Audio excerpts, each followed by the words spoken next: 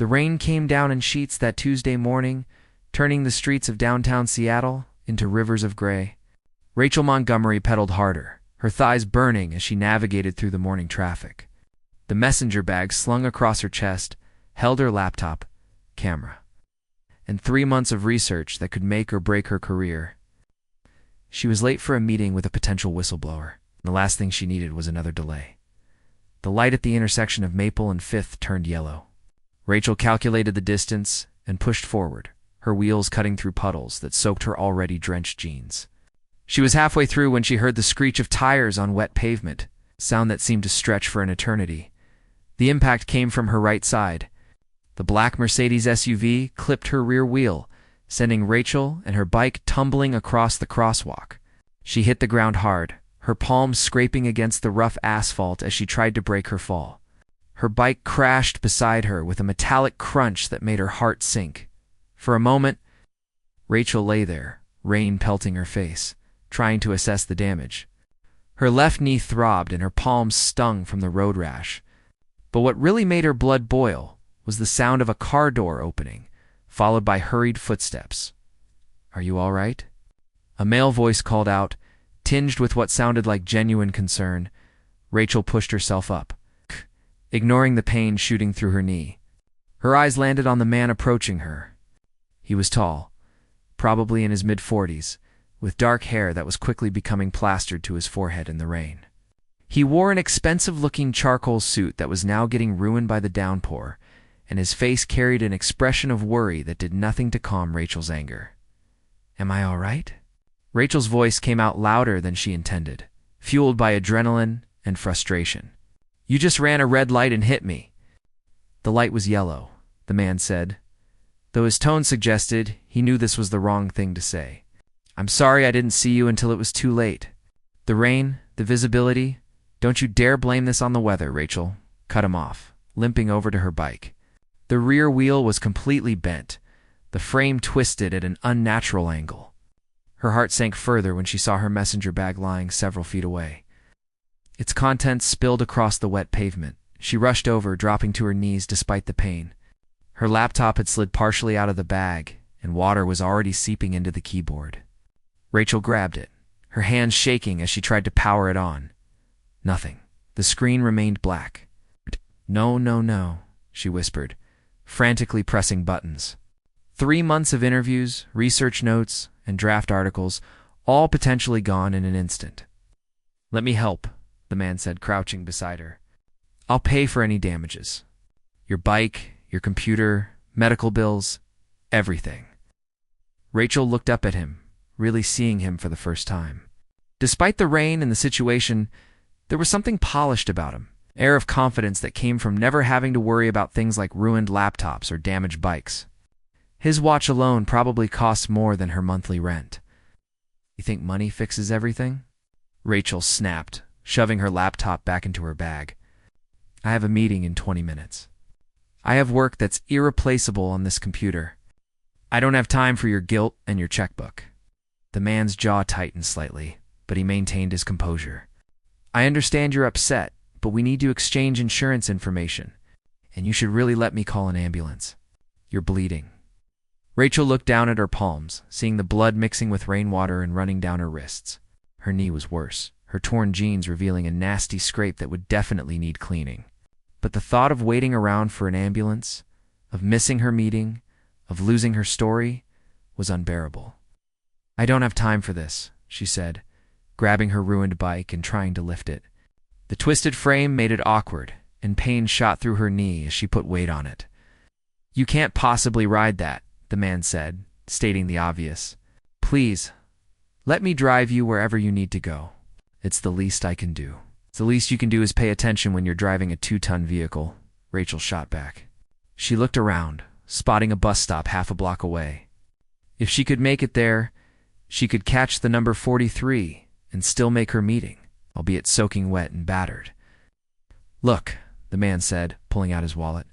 He extracted a business card and held it out to her. "At least take this. When you've calmed down and assessed the full damage, contact me. I promise we'll make this right."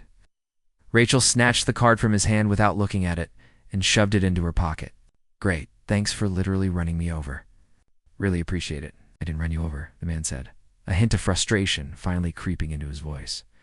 I clipped your wheel. There's a difference. Tell that to my bike, Rachel said, abandoning the twisted metal frame against a lamppost. She'd have to come back for it later. Right now, she needed to salvage what was left of her morning. She grabbed her bag, wincing as the strap pressed against her bruised shoulder, and started limping toward the bus stop. Wait, the man called after her. You're just going to leave? We haven't exchanged information. What about the police report? Rachel turned back, rain streaming down her face. You want to involve the police? Fine. You ran a red light, hit a cyclist, and now you're harassing the victim. I'm sure that'll look great in whatever world you come from, where everyone just accepts money and moves on. She didn't wait for his response. Rachel turned and continued her painful march toward the bus stop, every step a reminder of the collision. Behind her, she heard the man say something else. But his words were swallowed by the rain and the sound of her own angry thoughts. The bus arrived just as she reached the stop, which felt like the only piece of good luck she'd had all morning. Rachel climbed aboard, collapsing into a seat near the front. Through the water-streaked window, she could see the man still standing in the street. Looking after her with an expression she couldn't quite read, his SUV sat in the middle of the intersection, hazard lights blinking, causing other cars to navigate around it as the bus pulled away. Rachel finally pulled out the soggy business card from her pocket. The ink had run slightly, but she could still make out the name printed in elegant letters. James Whitmore, CEO, NextGen Solutions. She stared at it for a long moment, then crumpled it in her fist. Another rich businessman who thought he owned the road, who thought money could fix any problem he created. She'd dealt with his type before in her investigative work. They were all the same, powerful, entitled, and ultimately only concerned with protecting their own interests. Rachel stuffed the crumpled card back into her pocket and pulled out her phone. Relieved to find it had survived the crash, she quickly typed out a message to her source, explaining she'd be late due to an accident. Then she opened her laptop again, hoping against hope that it would somehow come back to life. Still nothing. She leaned her head against the cold bus window, watching the city blur past through the rain. Her knee throbbed, her hands stung, and somewhere in the digital void, 3 months of her life's work might be lost forever. And all because some careless driver in an expensive suit couldn't be bothered to stop at a red light. The meeting with her source was a disaster. By the time Rachel arrived at the small coffee shop in the University District, she was 45 minutes late, soaked to the bone and visibly injured. The whistleblower, a nervous man in his 50s who worked in manufacturing, took one look at her and decided the risk wasn't worth it. He left before Rachel could even sit down, muttering something about this being a sign. She tried to salvage the situation with a phone call, but he wouldn't answer. Another dead end. Another story slipping through her fingers. Rachel spent the rest of the day at a computer repair shop, watching as a technician, with kind eyes and bad news, examined her laptop. The water damage was extensive. They could try to recover the data, but it would take at least a week and cost nearly $400 with no guarantee of success. Do you have backups? The technician asked, already knowing the answer from the look on Rachel's face. Some, Rachel admitted, but not everything. I'd been meaning to do a full backup, but I kept putting it off. The technician nodded sympathetically. Happens to everyone eventually. Usually after something like this, Rachel left the shop with a claim ticket and a sick feeling in her stomach. She'd spent the last 2 years building her reputation as an environmental journalist, working long hours for modest pay, chasing stories that mattered, and now, because of one careless driver and her own procrastination, months of work might be gone. She retrieved her mangled bike from where she'd left it and began the long walk home. Pushing the twisted frame beside her, the rain had finally stopped, replaced by a gray mist that hung over the city like a shroud. Her apartment was only 2 miles away, but every step felt like 10 by the time Rachel reached her building. A converted warehouse in the arts district, the sun was beginning to set. Her roommate Carla was in the kitchen making dinner when Rachel stumbled through the door. Oh my God, what happened to you? Carla rushed over, her eyes wide with concern. Rachel gave her a brief summary of the morning's events as she collapsed onto their threadbare couch. Carla, ever practical, immediately went to work. She brought out the first aid kit, cleaned Rachel's wounds, and made her a cup of tea while listening to the full story. "So let me get this straight," Carla said, sitting cross-legged on the floor in front of Rachel. "This guy hits you, offers to pay for everything, gives you his card, and you just walked away? He ran a red light, Carla. He could have killed me. And now you're out a bike, a laptop, and apparently a story, all because you were too proud to let him help." Rachel knew her roommate had a point, but she wasn't ready to admit it. It's the principle of the thing. These rich guys, they think they can just buy their way out of any situation. No consequences, no accountability. And you've decided to prove a point by making your own life harder? Carla shook her head. "Rachel, I love you, but sometimes your stubbornness is not your best quality. At least file an insurance claim. You need that bike for work." Rachel pulled out the crumpled business card from her pocket and stared at it again. James Whitmore, CEO, Next Gen Solutions. Something about the company name nagged at her, like she'd heard it before in some context she couldn't quite place.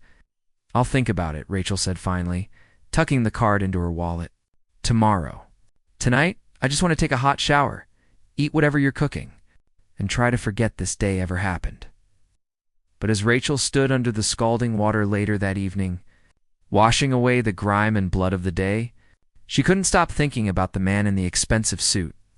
There had been something in his eyes when he looked at her, something beyond the typical guilt of a driver who'd caused an accident. It was almost like recognition, though they'd never met before. She thought about the way he'd stood in the rain, ruining his suit to make sure she was okay. The way he'd offered help without condescension, at least at first, and then she thought about her own reaction, her anger and pride that had sent her limping away without even getting his insurance information. Maybe Carla was right. Maybe she had let her principles get in the way of practical sense.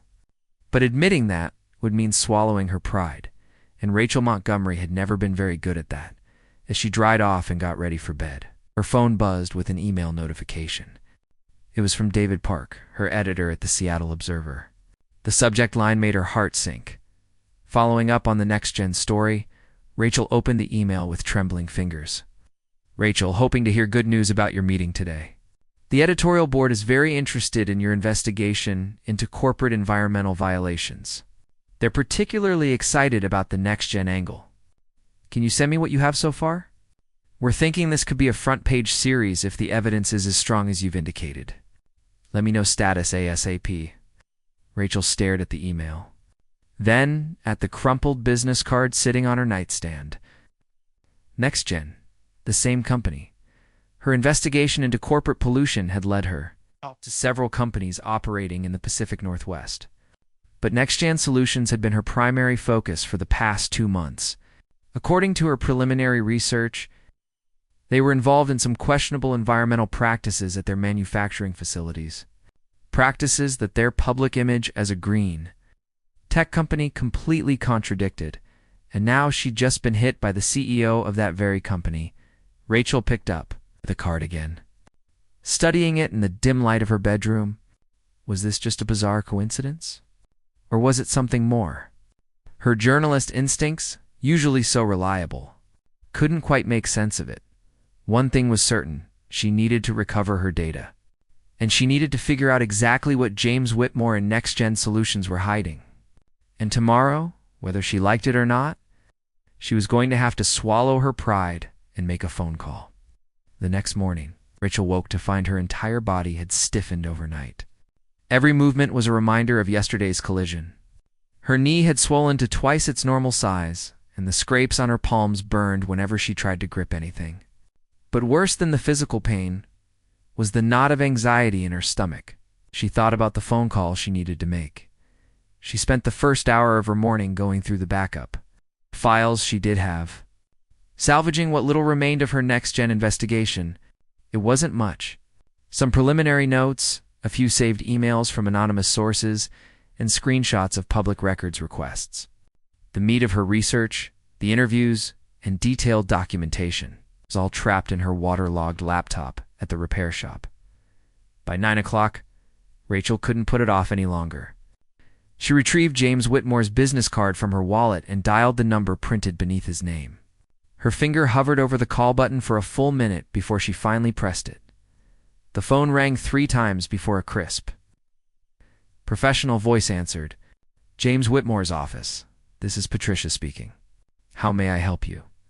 Rachel hadn't expected to reach an assistant. Somehow, she'd imagined calling the CEO directly, which in retrospect seemed naive. "Hi, my name is Rachel Montgomery. I was involved in a traffic incident with Mr. Whitmore yesterday, and he asked me to call about damages." There was a pause, then the sound of typing. "Ms. Montgomery. Yes. Mr. Whitmore left specific instructions regarding your call. He's in a meeting right now, but he wanted to handle this matter personally. Would you be available to meet him for lunch today? Say 12:30 at Waterfront Bistro." Rachel's first instinct was to refuse. A lunch meeting felt too personal, too informal for what should be a straightforward insurance matter.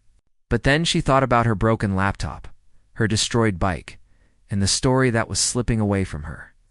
She needed that data recovered, and she needed transportation.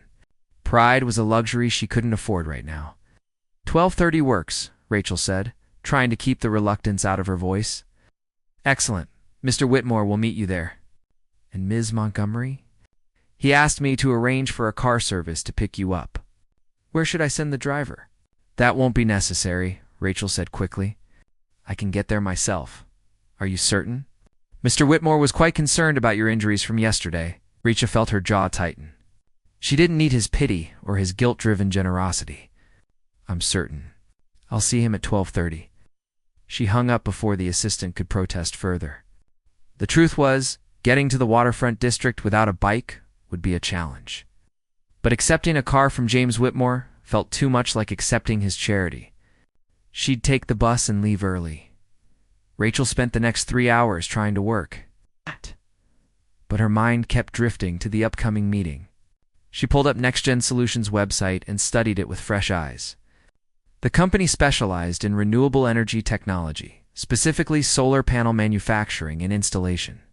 Their public image was impeccable: carbon-neutral operations, community partnerships, awards for environmental leadership. But Rachel's investigation had uncovered something different.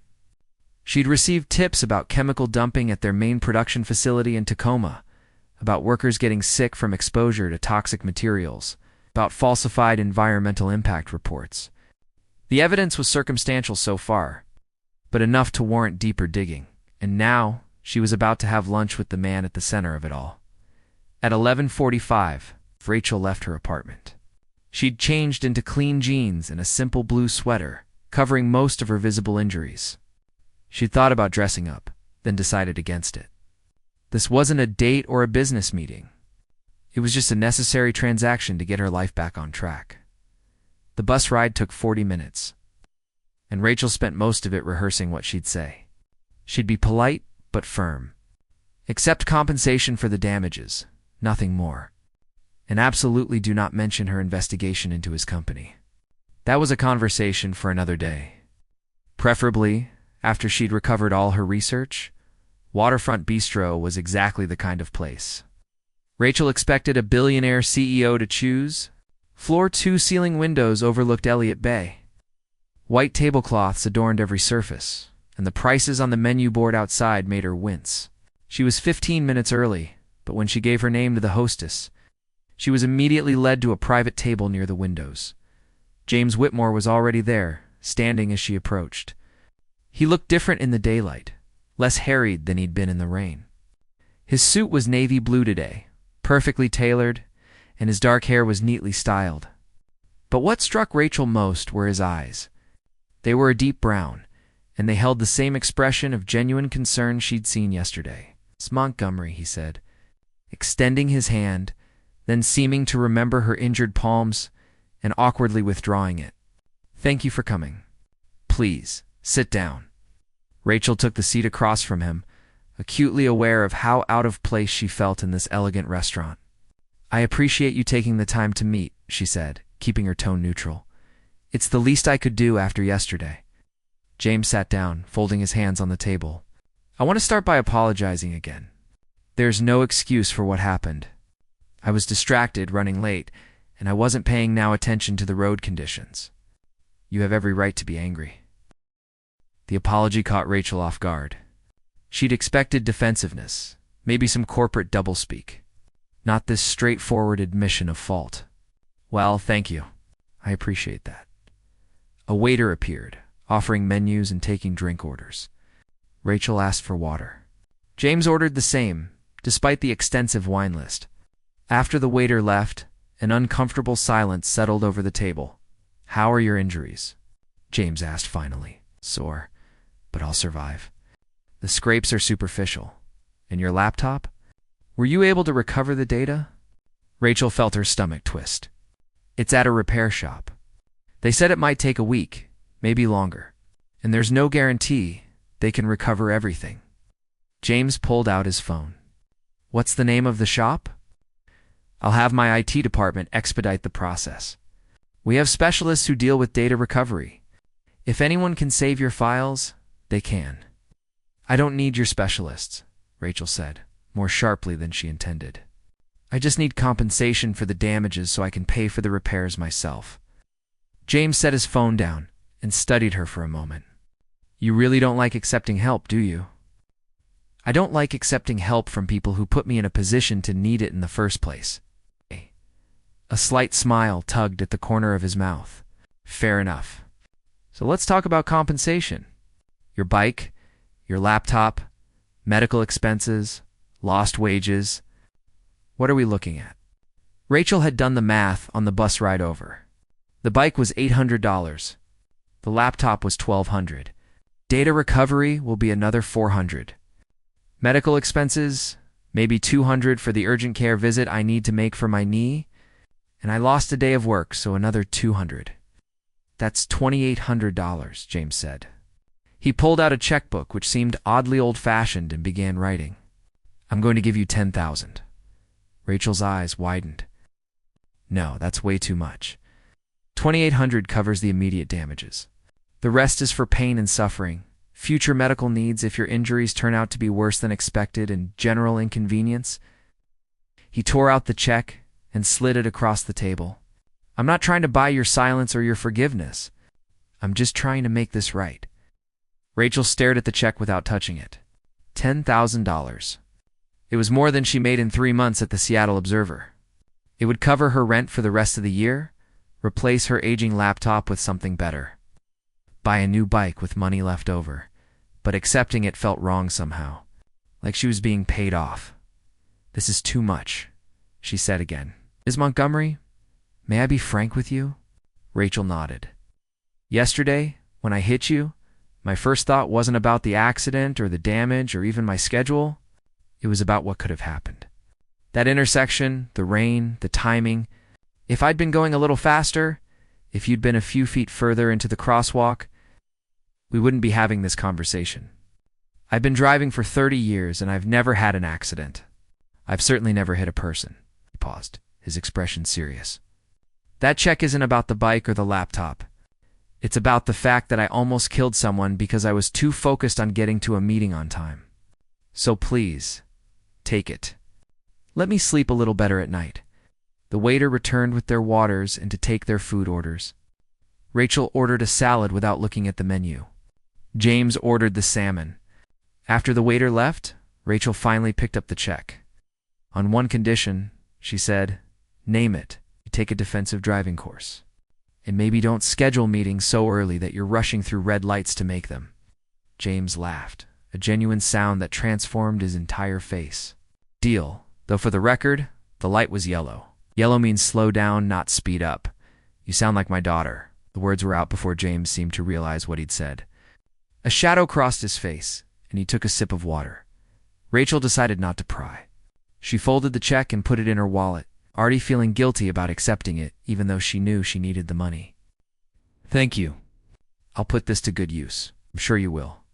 Your assistant, or whoever answered your phone, mentioned you were on your way to an important meeting when the accident happened. I hope it wasn't too critical. Rachel tensed slightly. She'd forgotten about the cover story she'd given Patricia. Just an interview for a story I'm working on. I'm a journalist. What kind of journalism? Environmental reporting mostly? Corporate accountability? Pollution? Climate issues? The stuff that doesn't always make headlines, but probably should. Something shifted in James's expression. It wasn't quite discomfort, but it was close. Important work. The world needs more journalists willing to hold companies accountable, even when it's your company. The question hung in the air between them. Rachel hadn't meant to say it, but now that it was out there, she couldn't take it back. James set down his water glass carefully. Especially when it's my company. NextGen Solutions has been my life's work for the past 15 years. I'd like to think we're doing things right, but I'm not naive enough to believe we're perfect. If there are problems, I want to know about them. Rachel studied his face, trying to determine if he was being sincere or if this was practiced corporate rhetoric. Before she could respond, their food arrived. They ate in relative silence for a few minutes, the tension from her question gradually dissipating. "Can I ask you something?" James said finally. "Sure. Why journalism? It's not exactly a lucrative field, especially not environmental reporting." Rachel considered the question. It wasn't one she got asked often, at least not by people who genuinely seemed interested in the answer. "When I was 12, my dad worked at a paper mill in Oregon. The company was dumping chemicals into the river where we used to fish. People got sick, including my dad. But the company denied everything, buried the evidence, paid off inspectors. It took a journalist from Portland 6 months to uncover the truth and another year to get the story published. By then, my dad had stage 3 cancer." She paused, surprised by how much she was sharing. He survived, thankfully. "But it made me realize how important it is to have people asking questions, digging into places where companies hope no one will look." Ow. James had stopped eating, his full attention on her. "I'm sorry about your father. Is he doing okay now?" "He's in remission, has been for 10 years. But he still can't go near that river without getting angry. The mill closed down 5 years ago, but the damage is permanent. And that's why you do what you do. That's why I do what I do." They finished their meal with lighter conversation. James asked about her work at the Seattle Observer, carefully avoiding any mention of NextGen specifically. Rachel found herself relaxing despite her initial reservations. He was surprisingly easy to talk to, asking thoughtful questions and actually listening to the answers. It was only when the check arrived that she remembered who she was having lunch with and why. As they stood to leave, James hesitated. "Ms. Montgomery, I know this might be overstepping, but NextGen is hosting a charity gala this Saturday evening. It's a fundraiser for clean water initiatives in developing countries. If you're interested in environmental work, you might find it valuable. Plus, it would be a chance to see firsthand what we're doing as a company." Rachel's journalist instincts immediately perked up. A chance to see inside NextGen, to observe James Whitmore in his element, to potentially network with employees who might be willing to talk. It was exactly the kind of opportunity she'd been hoping for. But accepting felt like crossing a line. She was investigating his company. Having lunch to settle an accident claim was one thing. Attending his charity gala was something else entirely. "I don't know," she said carefully. "That seems a bit beyond resolving our accident situation. Consider it an olive branch. You clearly have concerns about corporate environmental responsibility. Come see what we're doing. Ask questions. Hold us accountable in person." Pulled out another business card, this one with handwritten information on the back. "My personal cell number and email. If you decide to come, let me know. I'll make sure you're on the list." Rachel took the card, more out of politeness than any real intention of using it. "I'll think about it." They walked out of the restaurant together. A black town car was waiting at the curb, and James's driver stepped out to open the door. Before getting in, James turned back to Rachel. "Thank you for giving me the chance to apologize properly. And Ms. Montgomery, whatever story you're working on, I hope you find the truth you're looking for. Just make sure it's actually the truth, and not assumptions based on incomplete information." With that cryptic statement, he got into the car and was gone, leaving Rachel standing on the sidewalk wondering what exactly had just happened. She spent the walk to the bus stop replaying the conversation in her mind. James Whitmore wasn't what she'd expected. He was articulate, seemingly sincere, and disarmingly humble for a billionaire CEO. But Rachel had interviewed enough corporate executives to know that charm and sincerity could be carefully crafted masks. The real question was whether his invitation to the gala was genuine, or if he'd somehow figured out she was investigating his company. That last comment about incomplete information suggested he might know more than he was letting on. When Rachel got back to her apartment, she found Carla waiting with barely contained excitement. "So, how did it go? Did he grovel? Did he offer you millions?" 10,000, Rachel said, collapsing onto the couch. Carla's eyes went wide. "Dollars? Are you serious?" "Completely serious." Rachel pulled out the check and showed it to her roommate. "Rachel, this is amazing. You can finally get a decent laptop. Maybe even take a vacation. When was the last time you took time off?" "I can't remember," Rachel admitted. But even as she looked at the check, she felt a gnawing sense of unease. "Carla, what if this is hush money?" "Hush money for what?" "You got hit by his car? He's paying for damages. That's how insurance works, except he's being extra generous." Oh. "But what if he knows I'm investigating NextGen?" Carla frowned. "How would he know that? You didn't tell him, right?" "No, but journalists aren't exactly subtle when we're digging into companies. People talk. Maybe someone at NextGen connected the dots. Or maybe," Carla said gently, "he's just a guy who made a mistake and wants to make it right." Not everyone is part of a conspiracy, Rachel. Rachel wanted to believe that. But years of investigative journalism had taught her to trust her instincts. And right now, those instincts were telling her something didn't add up. She spent the rest of the afternoon at her computer, digging deeper into James Whitmore's background. What she found was surprisingly clean. Born in Chicago, graduated from MIT with degrees in engineering and business, worked at several tech companies before founding NextGen Solutions 15 years ago. He'd been married once, divorced 8 years ago, had one daughter who was currently studying environmental science at Stanford. The irony of that last detail wasn't lost on Rachel. What was more interesting was the timeline of NextGen's growth. The company had started small, focusing on residential solar installations. But 5 years ago, they'd received a massive influx of capital and expanded into manufacturing. That's when the rumors of environmental problems had started. Rachel pulled up the notes she'd managed to salvage from her backups. 3 former employees had reached out to her anonymously, all claiming that NextGen's Tacoma facility was cutting corners on waste disposal. One had even provided photos, though the image quality was poor and the timestamps were unclear. Her investigation had stalled, because she needed more concrete evidence. Corporate records, internal memos, testimony from current employees. The kind of information that was nearly impossible to get without inside access. Inside access like a charity gala might provide. Rachel looked at the business card James had given her.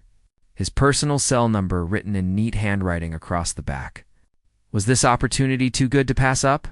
Or was she walking into a trap? Her phone buzzed with an email notification. It was from David Park. "Rachel, need an update on the NextGen story ASAP. Editorial board is pushing for publication timeline.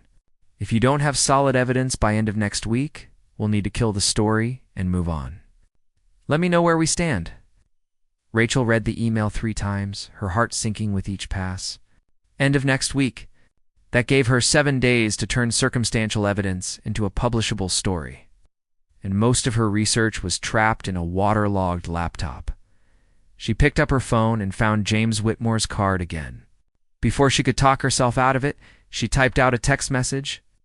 "Mr. Whitmore, this is Rachel Montgomery. I've decided to accept your invitation to the gala on Saturday. Thank you for the offer." She hit send before she could second-guess herself. The response came less than 2 minutes later. "Excellent. Looking forward to it. I'll have Patricia send you the details. And please, call me James." Rachel set her phone down and stared at the ceiling. She'd just agreed to attend a charity gala hosted by the man she was investigating. It was either the smartest decision she'd made all week, or the dumbest. Time would tell which. Over the next 3 days, Rachel threw herself into preparation. She visited the computer repair shop daily, pestering the technicians for updates on her data recovery. By Thursday, they'd managed to retrieve about 70% of her files, including most of her next-gen research. It wasn't everything, but it was enough to work with. She also spent hours researching NextGen's charity initiatives, trying to understand what the gala was really about. The organization they were supporting, Clean Water Global, had an impressive track record of building water treatment facilities in areas with limited access to clean drinking water. On paper, it looked like a legitimate, charitable endeavor. But Rachel had learned long ago that what appeared on paper and what happened in reality were often two very different things. Friday afternoon, she received an email from Patricia with the gala details.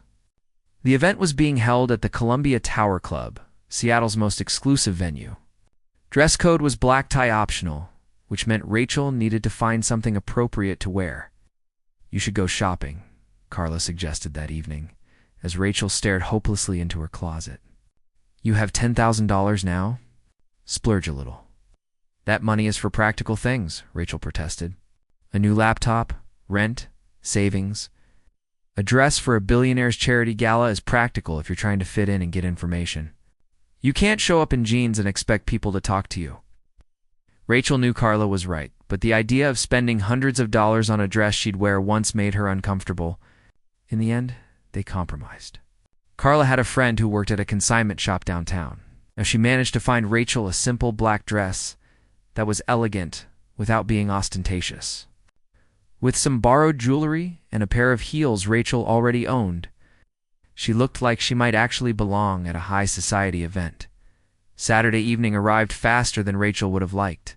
She spent the afternoon going over her questions, trying to figure out how to casually bring up environmental practices without revealing her true intentions.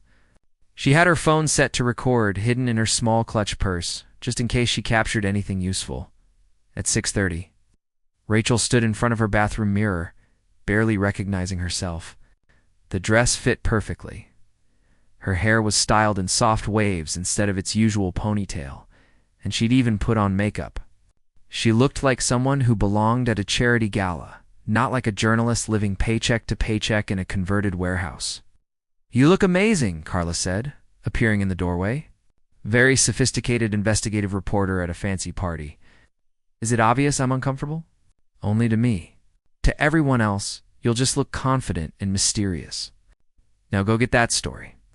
The Uber ride to the Columbia Tower Club gave Rachel time to center herself. She reviewed her mental notes one more time. Observe, listen, ask strategic questions. And whatever happened, don't blow her cover. She was just Rachel Montgomery, environmental journalist, interested in learning more about NextGen's charitable work. Nothing suspicious about that. The elevator ride to the 76th floor felt longer than it probably was. When the doors opened, Rachel stepped into a world she'd only ever seen in movies. The venue was stunning, with floor-to-ceiling windows offering panoramic views of Seattle's skyline and Elliott Bay beyond. Crystal chandeliers cast warm light over elegantly dressed guests who mingled with champagne flutes in hand. A string quartet played softly in one corner. Barely audible over the gentle hum of conversation, Rachel gave her name to the woman at the registration table and received a name tag with Rachel Montgomery. Guest of James Whitmore, printed beneath her name. Great, so much for being anonymous. She'd barely taken 3 steps into the room when a familiar voice called her name. James Whitmore appeared through the crowd, looking impossibly polished in a perfectly tailored tuxedo. He was smiling, that same genuine expression she'd seen at lunch. And Rachel felt an unexpected flutter in her stomach that she immediately pushed down. "I'm so glad you could make it," he said, offering his hand. This time she shook it, her palms having healed enough to manage the gesture. "You look wonderful." Thank you. "This is quite an event. It's for a good cause. Come, let me introduce you to some people." He placed a gentle hand on her elbow, guiding her through the crowd. "I think you'll find our guests very passionate about environmental work." Over the next hour, James introduced Rachel to what felt like half the room. Corporate executives, nonprofit directors, philanthropists, and politicians. She smiled, shook hands, and made small talk while mentally cataloging every detail. Some of these people might become sources. Others might be part of whatever story she was trying to uncover. What surprised her most was how knowledgeable many of them were about environmental issues. These weren't just wealthy people looking for tax deductions. Many of them genuinely seemed to care about clean water, renewable energy, and sustainable development. It was almost enough to make Rachel question her assumptions about NextGen. Almost. The evening progressed with speeches about Clean Water Global's mission and impact. Rachel found herself genuinely moved by the stories of communities transformed by access to clean water. Children who could now attend school instead of spending hours collecting water from contaminated sources. Families no longer losing loved ones to preventable waterborne diseases. It was impossible not to feel the weight of the work being done, but Rachel kept her journalist hat on, observing everything through a critical lens. She noticed how James worked the room with practiced ease, moving from group to group, always saying the right thing, always making people feel heard and valued. He was charismatic in a way that felt natural rather than calculated, which made him either genuinely good at connecting with people or dangerously skilled at manipulation. Halfway through the evening, Rachel excused herself and found a quiet corner near one of the massive windows. She needed a moment to process everything she'd observed and figure out her next move. The city sprawled out below her, its lights twinkling like earthbound stars. Impressive view, isn't it? A woman's voice said beside her. Rachel turned to find an elegant woman in her early 40s, striking red hair and keen green eyes that seemed to assess Rachel in an instant. She wore a deep green dress that somehow managed to be both professional and glamorous. And her name tag read Jennifer Hayes, Head of Environmental Affairs. NextGen Solutions. Really is, Rachel agreed, trying to keep her expression neutral. Jennifer Hayes was exactly the kind of person she'd been hoping to talk to. I'm Jennifer. She extended her hand with a warm smile. Rachel Montgomery. I'm a guest of James. Ah, you're the journalist. Jennifer's smile didn't waver, but Rachel detected something sharp beneath it. James mentioned he'd invited someone from the press. Environmental reporting, if I remember correctly? Rachel's pulse quickened. So James had told his staff about her. The question was, what else he'd said. That's right. I work for the Seattle Observer. We're always happy to have media coverage of our charitable work. Though I have to admit, we don't usually get much attention from investigative journalists. Environmental reporters tend to focus more on problems than solutions. Jennifer's tone was light. Conversational, but Rachel heard the underlying message clearly. Well, solutions are only meaningful if the problems are real, Rachel said carefully. I'm interested in the full picture. The full picture. Jennifer took a sip of her champagne. You know, I've been in this field for 20 years. I started as an environmental compliance officer at a chemical plant in New Jersey. I've seen real environmental disasters, Rachel. I've cleaned up sites so contaminated that nothing will grow there for generations. So when I came to NextGen 5 years ago, I made James a promise. I would build an environmental program that didn't just meet regulations but exceeded them, because I never wanted to be part of creating another disaster zone. Rachel studied the woman's face, trying to determine if this was rehearsed corporate messaging or genuine passion. That's admirable. But companies say a lot of things publicly that don't match their private practices. Jennifer's smile sharpened. You're talking about the Tacoma facility. The directness caught Rachel off guard. I didn't say that. You didn't have to. We know there have been rumors, complaints from former employees. That's why I'm glad you're here tonight. Because I'd rather address your concerns directly than have you write a story based on secondhand information from disgruntled ex-workers. So you're admitting there are problems at the facility? I'm admitting that manufacturing is messy, regulations are complex, and sometimes we make mistakes. But mistakes aren't the same as negligence, and rumors aren't the same as facts. Jennifer set down her champagne glass. Would you like to see for yourself? Rachel blinked. See what? The Tacoma facility. I'm doing a site inspection on Monday morning. Join me. Bring a photographer if you want. Ask any questions you have. Look at our waste management systems, our air quality monitoring, our safety protocols. Then write your story based on what you actually observe instead of what someone told you might be happening. It was a bold offer, almost too bold. Rachel's instincts screamed that this was a setup, carefully choreographed tour that would show her only what NextGen wanted her to see. But it was also an opportunity she couldn't pass up. Why would you do that? Rachel asked. Invite a journalist who's investigating you into your facility. Because transparency is the only way to build trust. And because James believes in what we're doing here. If there are problems, he wants them fixed.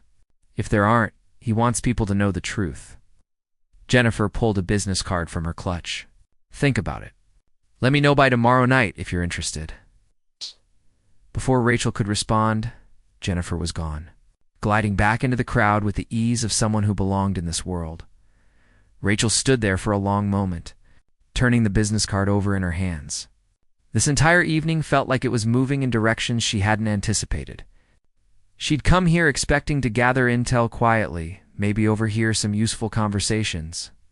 Instead, she'd been directly confronted by the head of environmental affairs and offered access she'd never expected to get. It was either a gesture of transparency or an incredibly sophisticated way of controlling the narrative. Everything okay? James appeared beside her, 2 glasses of champagne in hand. He offered her one, which she accepted more out of politeness than any desire to drink it. Your environmental affairs director just offered me a tour of your Tacoma facility? James nodded, unsurprised. Jennifer has a saying, sunlight is the best disinfectant. She believes the best defense against rumors is radical transparency. And you agree with that philosophy? I do, actually. Though I'll admit it makes our legal team nervous. Turned to look out the window, his profile backlit by the city lights. Can I tell you something off the record? Rachel hesitated. Off-the-record conversations could be valuable, but they could also be a trap. Still, her curiosity won out. Okay. When I started NextGen 15 years ago, I wanted to build a company that proved you could be profitable and responsible at the same time. That you didn't have to choose between success and sustainability. For the first 10 years, we were small enough that I could personally oversee everything. I knew every employee, visited every job site, reviewed every contract. He paused, taking a sip of his champagne. Then we got our big investment 5 years ago. Suddenly, we had the capital to scale up, to build our own manufacturing facility, to really make an impact. But growth is complicated. You hire hundreds of new employees, implement new systems, work with new suppliers. No matter how careful you are, things slip through the cracks. It sounds like you're about to tell me there were problems at the facility. I'm telling you that running a large manufacturing operation is harder than I anticipated. That despite our best efforts and intentions, we've made mistakes. Nothing catastrophic, nothing criminal, but mistakes nonetheless. And when Jennifer came on board 3 years ago, one of her first tasks was to conduct a comprehensive audit and fix everything we'd been doing wrong. Rachel processed this carefully. It was the most forthcoming James had been about NextGen's operations, and it aligned with some of what she'd heard from her sources. Did you fire the employees who reported those problems? James met her eyes directly. We terminated 3 employees over the past 2 years for cause. 2 were caught falsifying safety inspection records. 1 was stealing equipment. If any of them are your sources, I'd consider their motivations carefully before taking their accusations at face value. It was a fair point, one that made Rachel uncomfortable. She'd been so focused on finding evidence of corporate wrongdoing that she hadn't thoroughly vetted her sources' credibility. What if her entire investigation was based on the grievances of fired employees with axes to grind? Why are you telling me all this? Rachel asked. Why not just let your PR team handle it? Because I hit you with my car 3 days ago, and despite that, you agreed to come here tonight. That took courage or curiosity, or maybe both. Either way, it makes me think you're genuinely interested in the truth, not just a sensational story. He turned to face her fully. I know you're investigating NextGen, Rachel. I've known since about 2 hours after our lunch on Wednesday. Rachel's stomach dropped. How? I have a very efficient assistant who Googles everyone I meet. She found your byline at the Seattle Observer. Read your work. Noticed you'd been filing public records requests related to NextGen. It wasn't hard to connect the dots. He smiled slightly. For what it's worth, your environmental reporting is excellent. That piece you did on salmon habitat destruction was particularly compelling. Rachel felt her face flush with a mixture of embarrassment and anger. So this whole evening has been what? Some elaborate damage control exercise? This whole evening has been exactly what it appears to be. A charity gala, raising money for clean water initiatives. The fact that you're here, investigating my company, doesn't change that. He gestured to the room full of guests. These people, this cause, it's all real. NextGen's commitment to environmental responsibility is real. Are we perfect? No, but we're trying, and I think that counts for something. Trying isn't enough when people's health is at stake, Rachel said, her voice harder than she intended. You're right. It's not. That's why I want you to take Jennifer up on her offer. Come see the facility. Bring an expert if you want, someone who knows what to look for. Put us under a microscope. If we're doing something wrong, expose it. But if we're not, if we're actually doing what we claim to be doing, then say that too. Rachel studied his face, trying to find any hint of deception. All she saw was earnestness, which somehow made her more suspicious. Why do you care what I write? You're a billionaire CEO. Bad press from one local journalist isn't going to hurt you, because my daughter reads your work. The admission seemed to surprise James as much as it did Rachel. She's studying environmental science at Stanford, and she's constantly sending me your articles, usually with pointed comments about corporate accountability. If you publish something about NextGen, she'll read it. And I'd rather have her read the truth than a story based on incomplete information. The mention of his daughter shifted something in the conversation. This wasn't just about corporate reputation or legal liability. It was personal. Before Rachel could respond, a woman in an elegant suit approached and whispered something in James's ear. He nodded, then turned back to Rachel apologetically. I'm needed for another round of speeches. But please, think about what I said, and enjoy the rest of the evening.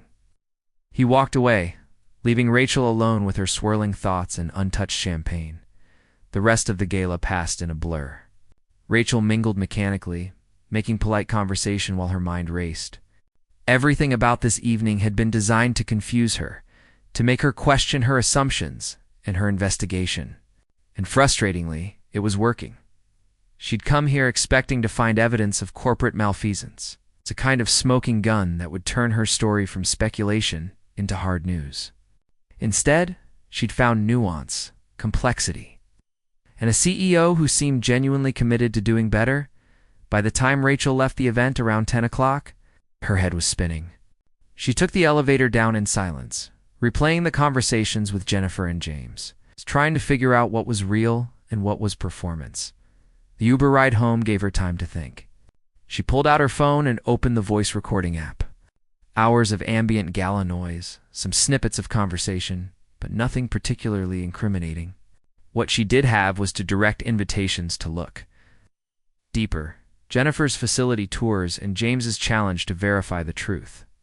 When Rachel got home, Carla was waiting up, eager for details.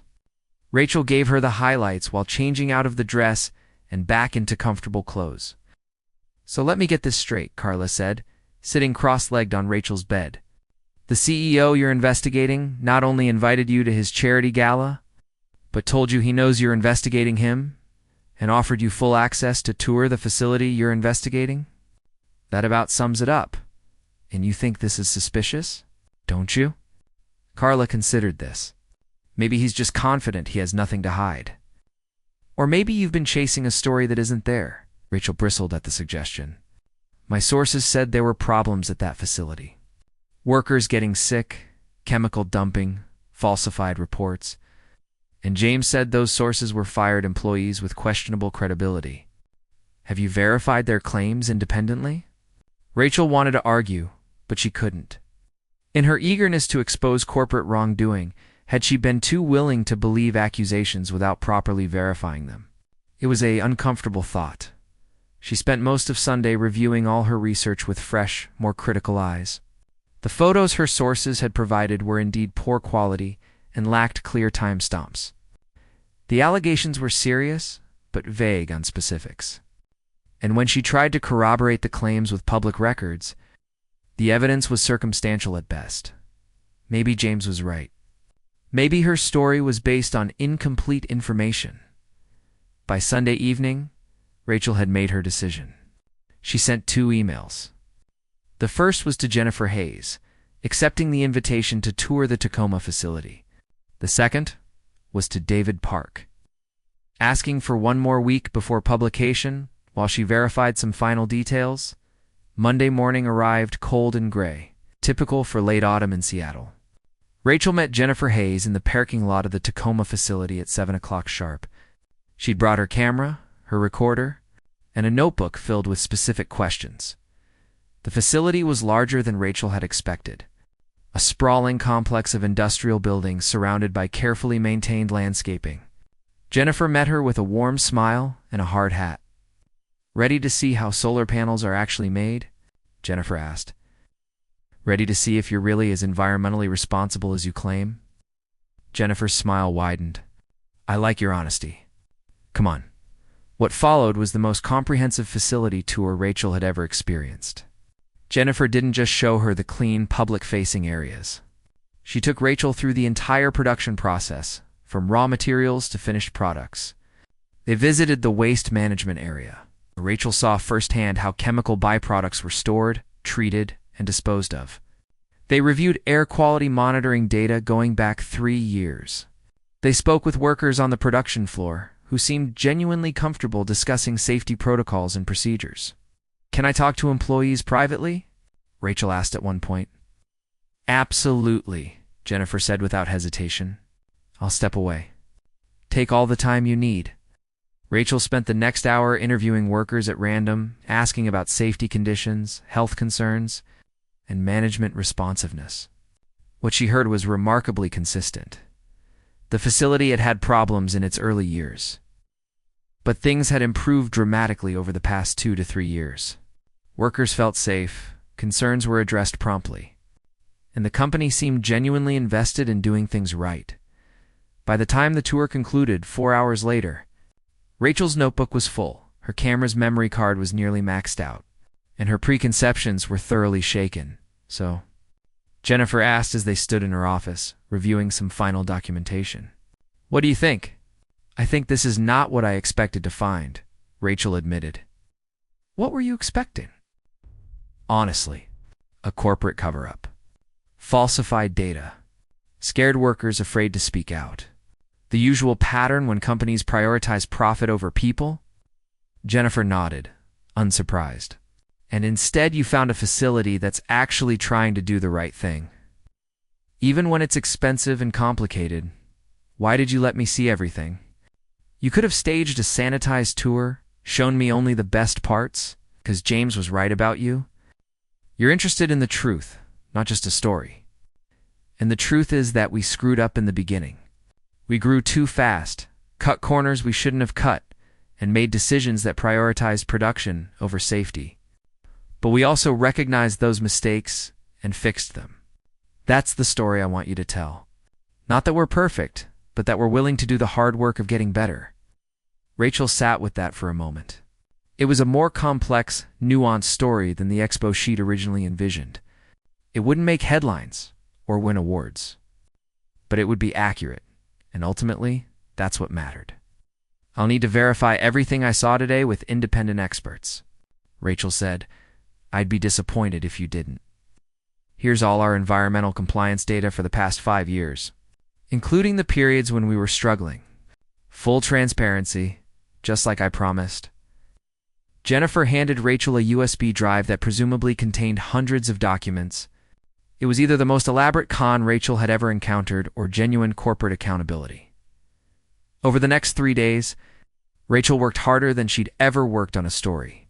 She brought in environmental consultants to review NextGen's data. She cross-referenced their claims with state and federal regulatory records. She re-interviewed her original sources, pressing them harder on the specifics of their allegations. And slowly, painstakingly, she pieced together the real story. NextGen had indeed had problems in its early years of manufacturing. There had been compliance issues, worker safety concerns, and management mistakes. But the company had also invested heavily in fixing those problems. They brought in Jennifer Hayes specifically to overhaul their environmental program. They'd upgraded equipment, retrained staff, and implemented systems to prevent future issues. It wasn't a story of corporate malfeasance. It was a story of corporate responsibility, of a company that had made mistakes and then actually bothered to correct them. By Thursday afternoon, Rachel had written her article. It was fair, balanced, and thoroughly researched. It acknowledged NextGen's early problems while recognizing their subsequent improvements. It was good journalism, even if it wasn't the bombshell expose she'd originally hoped for.